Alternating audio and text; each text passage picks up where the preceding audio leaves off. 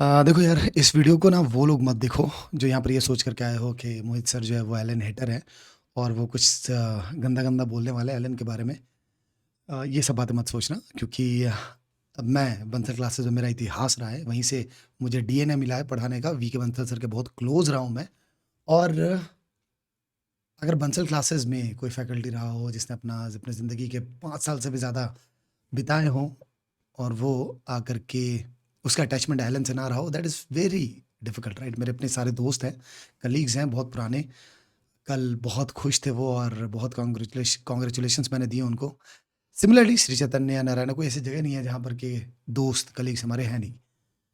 तो यहाँ पर किसी भी कोचिंग के लिए कुछ भी बुरा नहीं है। मैं जो नैरेटिव आपके दिल दिमाग में जो बैठ जाता है उसको लेकर के मैं कुछ बातें आपके सामने रखने वाला हूँ। आपको बुरा लगे चाहे भला लगे, बट आपको वो कड़वी सच्चाई आपको जाननी ज़रूरी है, क्योंकि आपको बहुत नुकसान होने वाला है। जो बहुत बड़ा एक झूठ है वो एक्सपोज़ करने वाला हूँ, वो समझाने वाला हूँ, वो बताने वाला हूँ कि कैसे आपके दिल दिमाग में बैठ जाता है।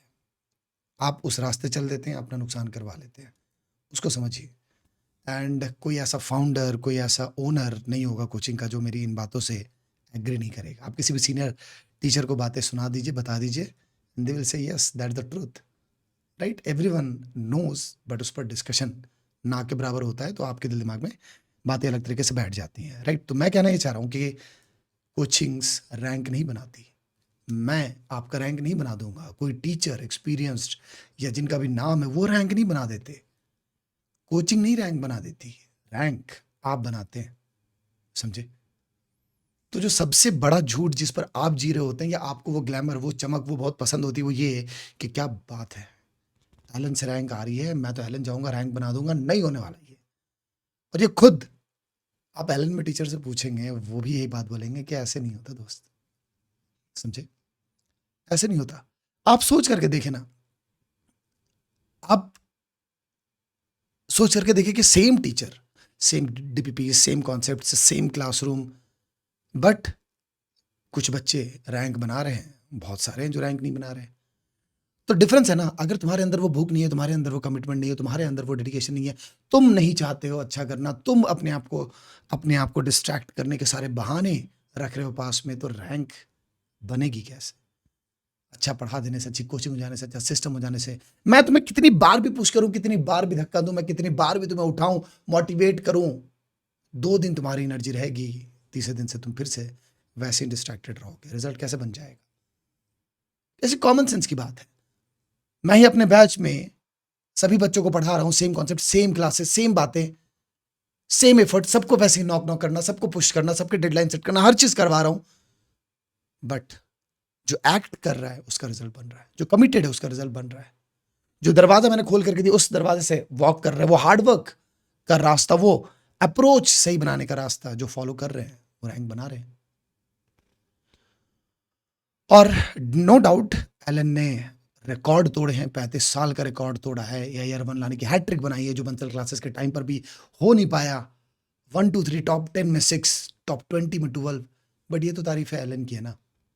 और देखिए आप जितने बच्चों को देख रहे हैं ना ऐसे टॉप रैंक पर, ये भी आप बहुत अच्छे से समझ ले, ये भी एक बहुत कड़वी सच्चाई है। और कोई सीनियर टीचर, कोई भी समझदार इंसान, कोई भी ऐसा इंसान जो इस इंडस्ट्री में और अपने टीचिंग एक्सपीरियंस में बड़ा है, वो आपको यही बात बताएंगे। ये सारे बच्चे, जितने बच्चों को आप देख रहे हैं ना टॉप रैंकर्स के रूप में, उनका T=0 ना 9-10 के आसपास ही सेट हो गया था। और ये सेट हो नहीं गया था, सेट किया था। मेरे अपने जितने भी टॉप 100 रैंकर्स हैं, उन सबका T=0, अगर बहुत लेट भी उन्होंने किया है तो भी पर 11th के स्टार्टिंग में सेट हो गया।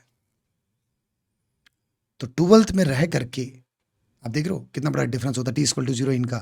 और यहाँ पर तो मैंने और भी कड़वी सच्चाई लिखी हुई है कि टॉपर्स को तो बहुत पहले पहचान लिया जाता है। आपने वो कोटा फैक्ट्री का वो शायद क्लिप भी देखा होगा जिसमें कि माहेश्वरी सर बोल रहे हैं कि यहाँ पर जितने भी बच्चे आए हो ना, टॉपर्स तुम में से कोई है ही नहीं, क्योंकि वो तो बहुत पहले स्टार्ट ले लेते हैं। इसको मैं थोड़ा सा करेक्ट कर रहा हूँ।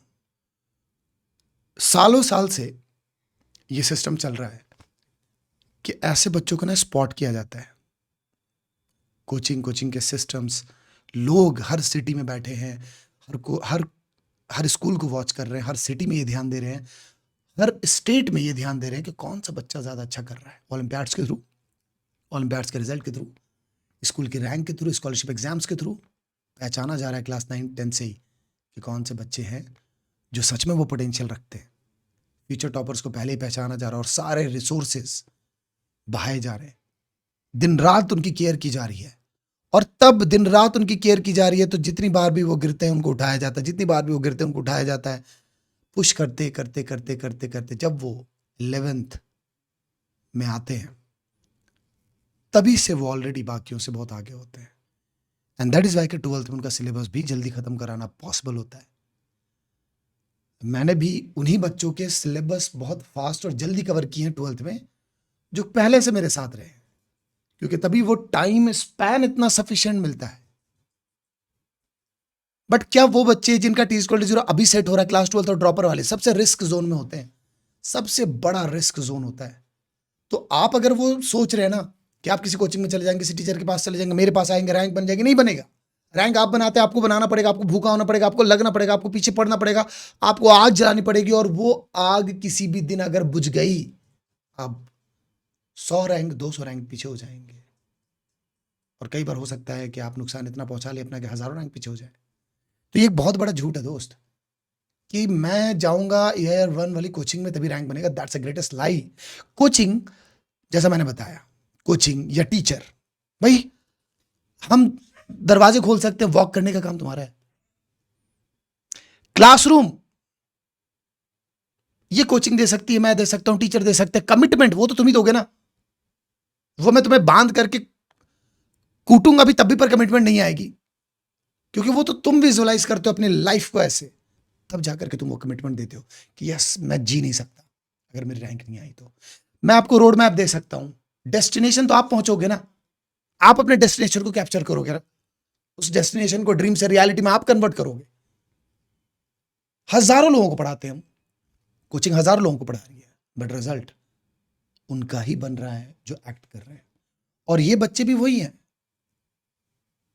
समझे। हाँ, एक और बात जो मैंने आपको ध्यान दिलाया कि देखो ये हरकत नहीं करना, अपने T=0 से उनके T=0 को मत कंपेयर कराओ, ये कंपैरिजन तुम्हें खत्म कर देगा। कॉपी पेस्ट नहीं करो, तुम्हें अलग केयर की जरूरत है, तुम्हें बहुत ज्यादा केयर की जरूरत होती है।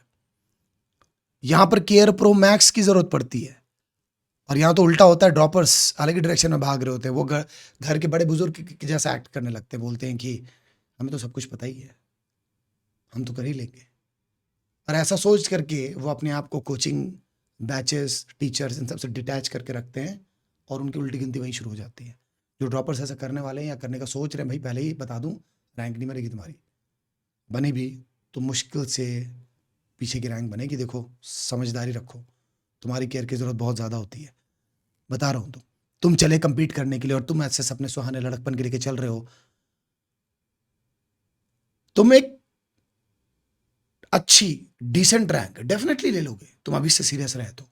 1 साल इतना बड़ा स्पैन ऑफ टाइम होता है, बट याद रखो अपने आप को ना अननेसेसरी यहाँ के साथ कंपेयर मत करो, उन बच्चों के साथ कंपेयर मत करो जो बच्चे तुमको दिख रहे हैं, उनके ग्लैमर में मत डूबो, उनके पीछे मत भागो, उनके तरीके कॉपी पेस्ट मत करो। तुम्हारी केयर, तुम्हारा तरीका, तुम्हारी टाइमलाइन अलग है। क्लास 11th वाले तो फिर भी थोड़ा कॉपी करे तो चलता है, तुम क्यों करोगे?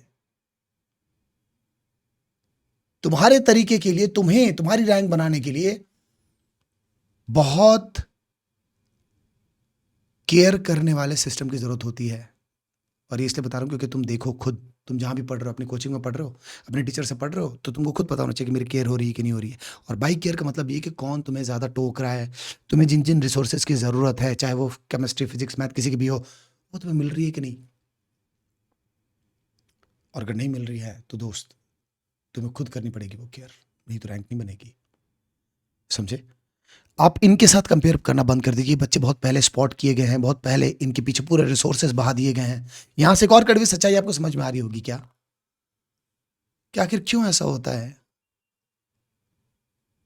कि जो कोचिंग सिस्टम 12th और ड्रॉपर्स पे इतने रिसोर्सेज नहीं झोंकता, जितने कि इन बच्चों के पीछे, जिन बच्चों का t=0 पहले सेट हो चुका है। आपको समझ में आ रहा है ना? क्योंकि ROI आपके केस में, 12th और ड्रॉपर के केस में कम है। आप रैंक बनाओगे, डिसेंट बनाओगे, 1000 के आसपास चले जाते हैं। अगर मैं अपने बैचेस से बात करूं तो हर वो बच्चा जो 12th में भी, जिसने भी लेट से स्टार्ट किया है, वो एक डिसेंट रैंक तक आ जाता है।